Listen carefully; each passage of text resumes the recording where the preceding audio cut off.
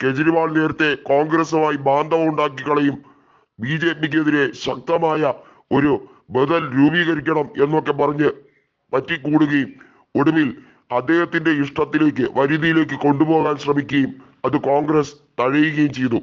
ഡൽഹിയിൽ 3 സീറ്റ് കോൺഗ്രസിന് കൊടുക്കാമെന്നും 4 സീറ്റ് ആം ആദ്മി മത്സരിക്കും എന്നും, മറിച്ച് പഞ്ചാബിൽ കോൺഗ്രസിന് 6 സീറ്റ് കൊടുക്കാമെന്നും ബാക്കി കെജ്രിവാളിന്റെ ആം ആദ്മി പാർട്ടി മത്സരിക്കുമെന്നും, ഹരിയാനയിൽ 4ഓളം സീറ്റുകൾ കോൺഗ്രസ് ആം ആദ്മിക്ക് കൊടുക്കണമെന്നും, ഗുജറാത്തിൽ അത്തരത്തിൽ ഒരു രാഷ്ട്രീയ നിലപാടുമായി 5 സീറ്റുകൾ ആം ആദ്മിക്ക് വേണമെന്നും ഒക്കെ പറഞ്ഞിരുന്നു.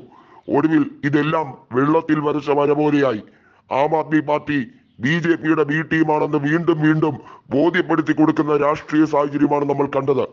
2019 ലോക്സഭാ തെരഞ്ഞെടുപ്പിൽ 7 ലോക്സഭാ സീറ്റുകൾ ഉണ്ടായിരുന്ന ഡൽഹിയിൽ 5ഇടത്തും കോൺഗ്രസ് ആയിരുന്നു BJPയോട് മത്സരിച്ചത്.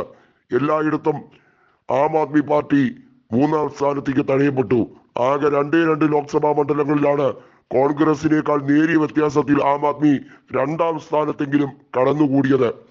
മറ്റു രീതിയിൽ നോക്കിയാൽ പഞ്ചാബിലെ രാഷ്ട്രീയ സ്ഥിതിയും വിദൂരമല്ല.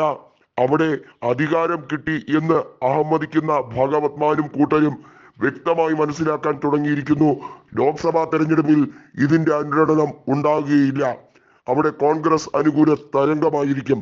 കാരണം ദേശീയ തലത്തിൽ BJPയും കോൺഗ്രസും തമ്മിലാണ് മത്സരം, അല്ലാതെ ആം ആദ്മി പാർട്ടി എന്ന BJPയുടെ ബി ടീമും കോൺഗ്രസും ആയല്ല മത്സരം എന്നുള്ളത് മനസ്സിലാകും. അപ്പോ കൃത്യമായി തന്നെ ആം ആദ്മിക്കാർക്ക് വോട്ട് കൊടുക്കാൻ ആളുകൾ വിസമ്മതിക്കും. കോൺഗ്രസിന് മാത്രമേ ജനങ്ങൾ വോട്ട് നൽകുകയുള്ളൂ.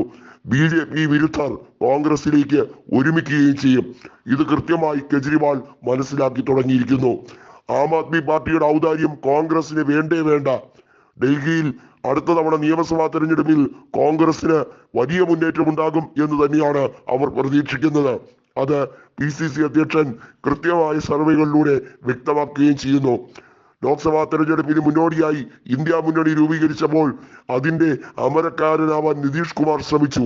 എന്നാൽ നിതീഷ് കുമാറിന്റെ ഈ അല്പത്തരം വില കൊടുക്കേണ്ട കാര്യമില്ല എന്ന് രാഹുൽ ഗാന്ധി മനസ്സിലാക്കിയതോടുകൂടി, അത് പറഞ്ഞതോടുകൂടി, അത് പങ്കുവെച്ചതോടുകൂടി രാഹുൽ ഗാന്ധിയെ വളഞ്ഞിട്ട് ആക്രമിക്കാൻ ഐക്യജനതാദളും അതുപോലുള്ള അദ്ദേഹത്തിന്റെ അനുകൂലികളും ശ്രമിച്ചപ്പോൾ അതിനെ തടഞ്ഞത് അദ്ദേഹത്തിന് വലിയ ക്ഷീണമായി മാറുകയായിരുന്നു. അതാണ് ഇപ്പോ ഈ മുന്നണി യോഗത്തിൽ മുന്നണി വിടുന്നു എന്ന തീരുമാനം എടുത്തത്. പക്ഷേ നിതീഷ് കുമാറിന്റെ ഐക്യജനതാദൾ ഇനി അധികം നാൾ പിടിച്ചു നിൽക്കില്ല എന്നുള്ളത് സത്യം. കെജ്രിവാളിന്റെ ആം ആദ്മിയിലും ഒഴിഞ്ഞുപോക്ക് തുടരും. കാരണം കെജ്രിവാളിന്റെ ആം ആദ്മി പാർട്ടി തട്ടിക്കൂട്ട് പാർട്ടിയാണെന്നതും അഴിമതിയിൽ മുങ്ങിക്കൊടിച്ചിരിക്കുകയാണെന്നതും കൃത്യമായും സ്വജനപക്ഷപാതം മാത്രം വിളമ്പുന്ന പാർട്ടിയാണെന്നതും ജനങ്ങൾക്ക് ബോധ്യപ്പെട്ട് കഴിഞ്ഞിരിക്കുന്ന സാഹചര്യമാണ് ഇപ്പോൾ ഉള്ളത്.